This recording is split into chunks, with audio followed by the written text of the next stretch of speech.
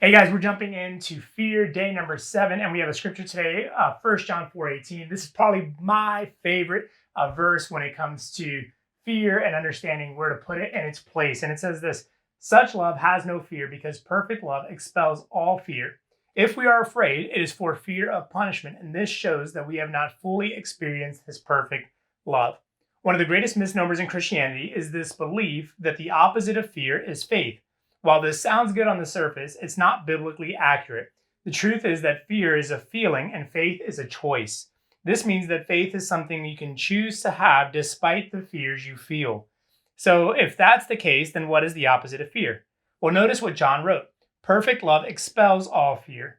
Throughout John's letter and the whole of Scripture, we're repeatedly told that love is what drives fear away. Specifically, it's God's love for us and in us that expels all fear.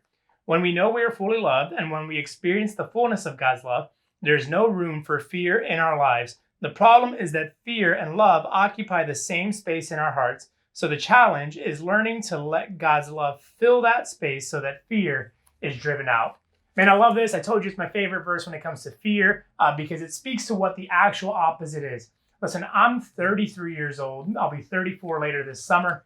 And for the first 28 years of my life, I grew up where I believed that the opposite of fear was faith, particularly in my Christian, I would say like from 10 to 28, 18 years of following Jesus. I was of the understanding or the belief that the opposite of love was faith, or excuse me, the opposite of fear was faith, that if I just had faith, I wouldn't have fear.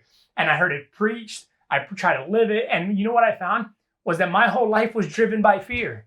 In fact, I spent over 2 years in therapy and in counseling. And basically, the conclusion was that my whole life had been driven out of a fear of abandonment. My dad left me when I was a young child. He walked away from our family. And that kind of situation sparked this whole thing. And so everything I did in life was out of fear. It drove me to great success, but it also drove me to do some really harmful and dangerous things that ended up hurting people I loved and the people I cared about.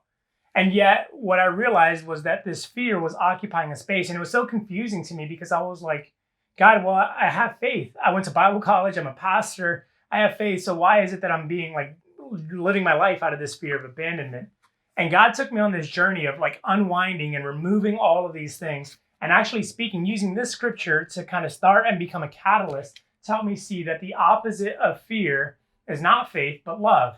Remember in 1 Corinthians 13, Paul writes and he says, these three things remain, faith, hope, and love, but the greatest of these is love.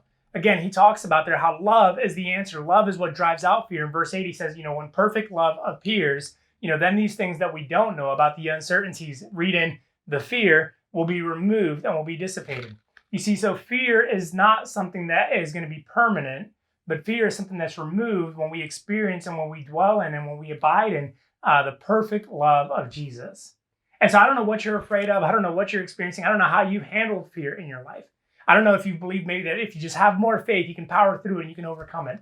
Whatever it is, I just want you to know today that love is the only thing that's going to drive out that fear in your life, that fear in your heart, fear of abandonment, fear of failure, fear of missing out, fear of being alone, fear of being revealed or shown before everyone.